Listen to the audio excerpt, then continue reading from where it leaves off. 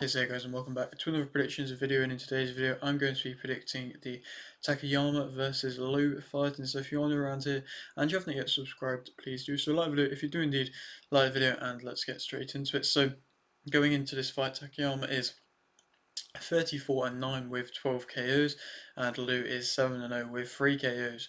This fight is for the vacant IBO World Minimum Weight title. Takayama's last fight was a win via unanimous decision versus Baloro over a year ago. Lu's last fight was a win via unanimous decision versus Boacharoen. Takayama is 41. Takayama's losses have come versus Soto in 2021 via TKO, Argumedo in 2015 via TKO, Rodriguez Jr. in 2014, Handig in 2012, Joyi in 2012, Gonzalez in 2009, Niadin in 2007, Juan Lafan in 2005, and Haka Teyama in 2003 via TKO. Speak a bit more about what I've just been saying. Like I say, this is an interesting fight on paper, to be honest, because it's a legend in Takayama, to be honest. It's a fighter in Takayama who really hasn't gotten as much praise or as much appreciation as probably what he deserves. The inspiration in which he is and the role in which he has played in Japanese boxing is massive, and it should be appreciated more. I think he's, if I'm correct, he's the first or one of the first ever lower weight division world champions from Japan, and he's been pro since 2000. So he's been pro since 17 years of age. 17, 18 years of age, and yeah, pro since 2000, and he's still fighting. There's not many fighters in which you can say, obviously the IBO is not ranked as a huge governing body, but there's not many fighters, if any, that you can say a 41-year-old have been fighting since 2000 professionally and are still, fighting for classed as world titles. And, it's full credit to Takayama. Perhaps you look at it and you look at his record and you're not really too sure if he is actually deserving of that of a world title just from the record in which he has and the run which he's on. I know he's on a 2-fight win streak, but he's not been fighting much at all. He fought twice last year, once in 2021, once in 2020, and then in 2016 back, and then prior to that. And so, like I say, it's not been very consistently fighting. He obviously, like I say, has only relatively recently, career wise, had a loss. Obviously it was against Soto, and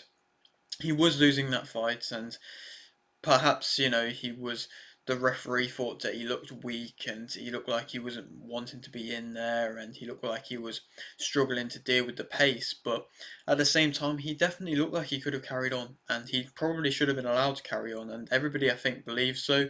I think he really kind of did do something for his career on that night, and I'm very happy that he had that opportunity to do that.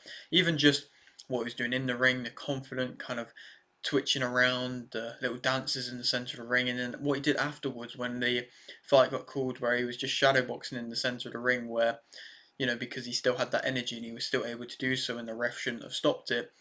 That, I think, really kind of gave him that praise and made people look at him and give him the eyes in which he's deserved. And if he's able to win this fight, he's making history again, which is crazy to think. He's going to be, from what I believe, the first ever Japanese fighter to be the WBC, WBA, IBF, and WBO and IBO champion. The first fighter from Japan, I believe, to do so, especially in the minimum weight division. So that would be, a history-making moment again for him. And yeah, he's a legend of the fight, a legend of the game, and in general, if he's able to get through this, he could definitely get thrown back in to the kind of big time. Perhaps, you look at his record and you see a lot of losses. You see that he's lost quite a lot of times when he's left Japan. He's had a couple of successes outside of Japan, but he's always been willing to take that risk, take that opportunity when it arises, and that's something again in which I have a lot of respect for. I mean, when you look at, again, like I say, some of his losses, Soto, that loss was when Soto was at probably the height of his career. This was before the couple of losses in which Soto had. The Rodriguez one, Rodriguez Jr. one was when Rodriguez was in a good point in his career. The Gonzalez one, Chocolatito Gonzalez, he lost to him in 2009 when Gonzalez was 25-0 or something like that. And so, it's crazy to think that that fight even happened and you don't even remember that as a fight. But at the same time, like I say, in 2009, that was what was happening. Gonzalez, you now see what he's gone on to achieve, the legend in which he is. And so you look back then and you don't think that's a bad result at all because it's not. There's nothing you can discredit that from him. And so, is he deserving of a world title shot right now? I'm not too sure. Perhaps this fight is a good fight to see. Perhaps this might be his last fight. I think he's kind of retired a couple of times and has come back for the big opportunities, the big fights, and so I don't blame him at all for coming back for this fight. But it's just going to be interesting to see how he is, what type of a fighter he is, how well he can take shots, and things like that. And in general, Lou is going to be a tough test for him. Lou is, of course, an aggressive type fighter. This is his first time fighting outside of Australia. It's a big step up for him as well, and realistically, it's going to be interesting to see how he fares with it, how he deals with it, because Takayama has bundles more experience than that of Lou, but it's going to be interesting, as I say, Lou is going to have that momentum, he's going to be coming through, and is he going to be able to deal with Takayama? Is Takayama going to be able to deal with Lou? I think in general, the minimum weight division are really calling for more big names, because at one point, not too long ago, it was looking very good, and you had the Shigeoka brothers coming, you had Collazo coming, you had Neomtron coming, you had Pradabsri as well still around. You had some big names there and some good names, but in recent times, Pradabsri of course has lost, Neomtron has just lost to Collazo, Shigeoka brothers, they've both lost. So realistically, and you also have Winwood as well, he's lost.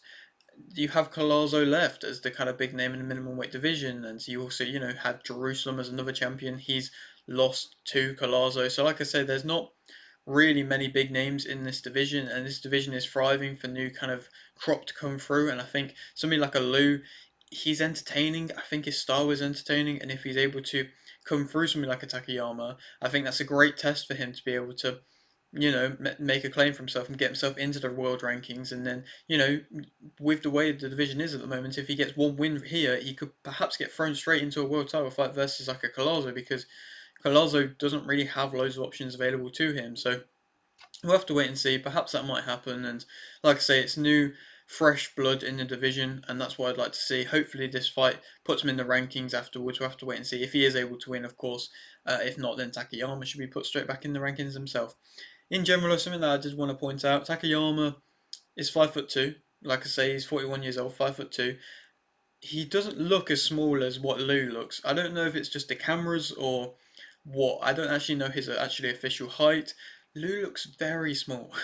Obviously, it's the minimum weight division, so it's the lowest division in men's professional boxing, but I don't know, he just looks tiny. He looks really, really small. So, he looks like quite a stocky figure for the division. But like I say, you look at Collazo looks a lot bigger from just the eyesight than that of Lou. Obviously, like I said, I don't know the official figures. Maybe I'm just talking out my arse. But at the same time, I don't know. I just think that Lou looks very small, and is that going to play a factor when he's in against guys who are, like I say, that more experienced? Or, not saying Takayama's a big guy, but, like I say, perhaps is bigger for the division. I'm not too sure.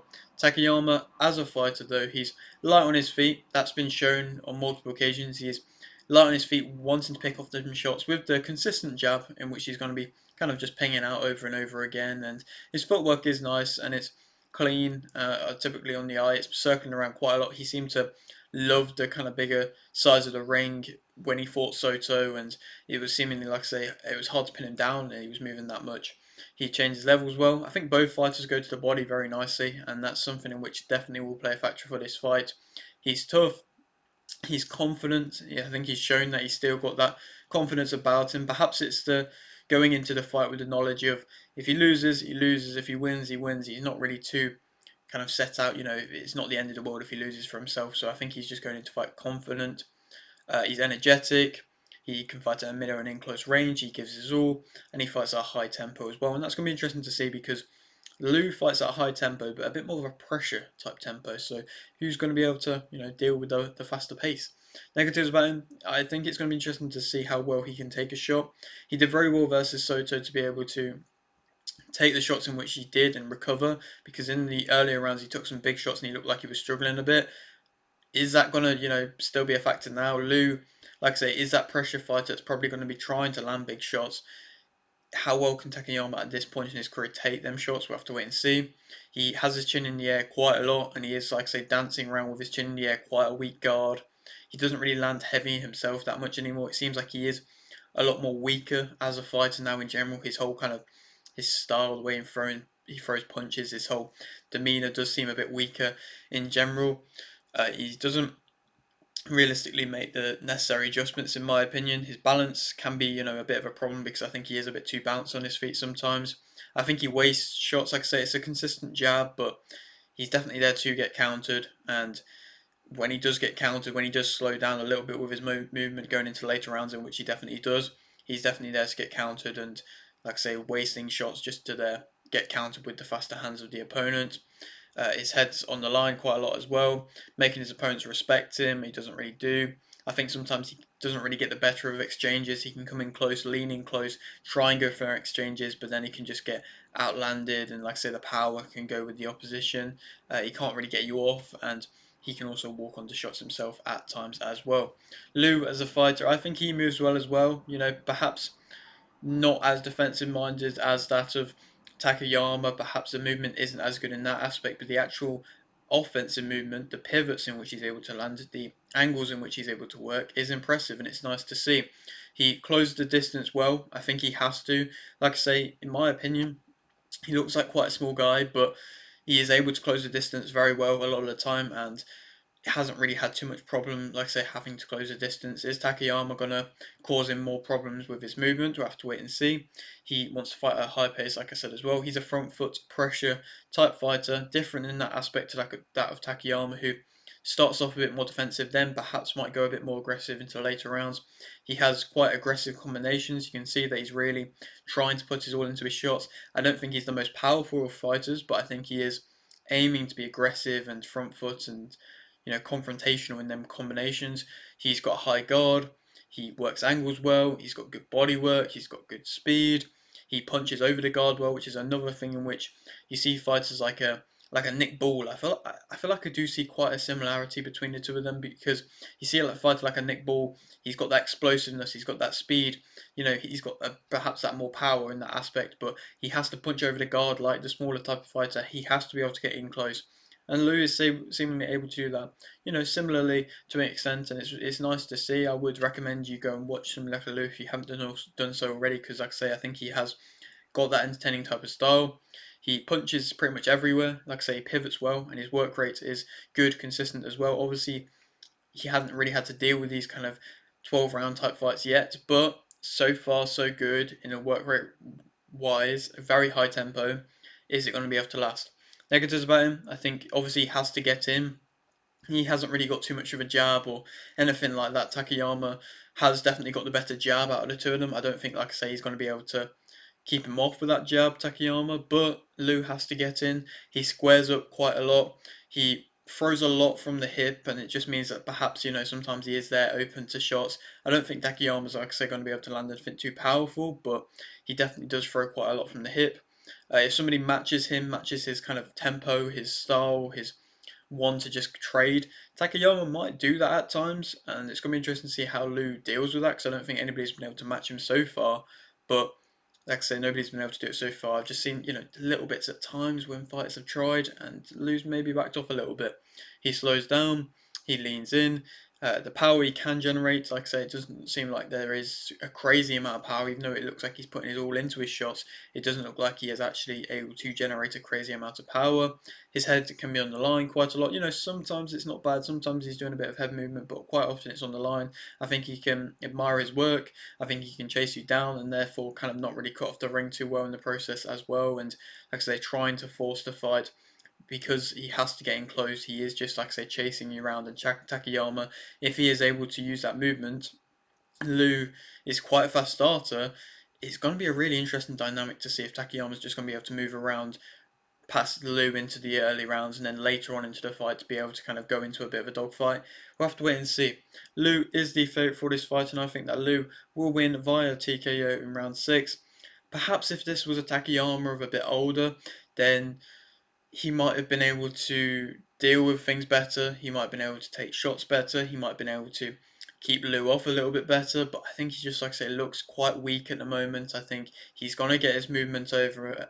You could go in the early rounds and have success. But I think as soon as he starts trading with Lou, he's just not going to be able to match it with that even physicality in which Lou wants to set. I just don't think that Takayama is going to be able to match that, deal with that, handle that, and Lou in general is going to be able to punch all over him if Takayama does slow down and try and match him on that aggressive kind of standpoint, and then lose via TKO in round 6, which to be honest, it would be quite sad to see, to be fair, because of the legend in which Takayama is, because of the history in which he's trying to make for this fight and everything like that. It would be sad to see him go out on a bad note, but that is boxing sometimes, and when you're going against the tough tests, against these tough young guns, you have to be able to still match it yourself, and I just don't know if Takayama can anymore. To speak about who he could go on to fight next, Lou, a Winwood fight would be a great fight. Two Australian fighters, I think that'd be an excellent fight. I mean, Lou going on to, then 8-0, Winwood 4-1, but Winwood just coming off of that world title fight versus Neom where he didn't look bad at all, to be honest. That would be a great fight to see. That would really, like I say, propel Australian lower weight division boxing, in which hasn't really been pushed at all, to be honest, at any point. And that would be a great fight to make. So I would love to see that, even if it's a little bit further on down the line. At some point, I would love to see that. Amparo, that could be a good fight. Zapata. Zapata obviously dropped Collazo not too long ago and had quite a tough, close contest with him. And so, like I say, one of them type of fighters to get him into the rankings properly, to cement him in against a guy who has fought at a world level and in recent times and has been able to, cause a little bit of problems and against the current champions. That's what I'd like to see, and hopefully we will see that next. But yeah, that is it for today's video. Hope you did enjoy. Like it if you didn't need like video, subscribe if you're new, and thanks for watching.